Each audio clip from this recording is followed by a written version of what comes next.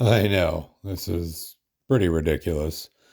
But how else are you going to cut these new miter slots in our conjoined table saws without climbing on top of the table? The shimmy was absolutely necessary. My knees were getting hammered by the existing cast iron miter slots. Here's the rig I use, though. It's a pretty cool little system.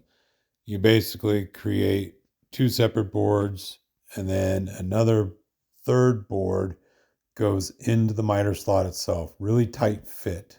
Okay. Use the same thickness material for that miter slot piece that you do for these little scabs at the end of the boards. And you glue it all together. I just use CA glue. Really fast, really simple, strong enough hold for these purposes. And then you just put on a flush router bit.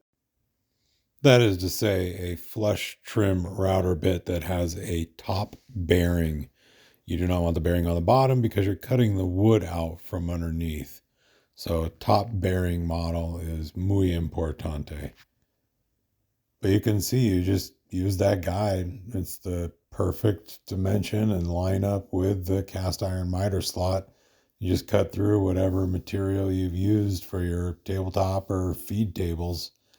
And of course, the purpose of these slots is to make sure that your crosscut sled can go further than the distance allowed by a stoppage of no miter slot, and that the blade can cut all the way through your materials. Or if you have a miter gauge, even if it doesn't have a long miter rod in it, you may still need to have that extra space if you have the right piece of lumber that requires it.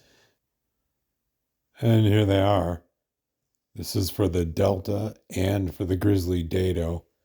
And you can see how they line up with each individual saw's miter slots to allow that continuation of your tracks.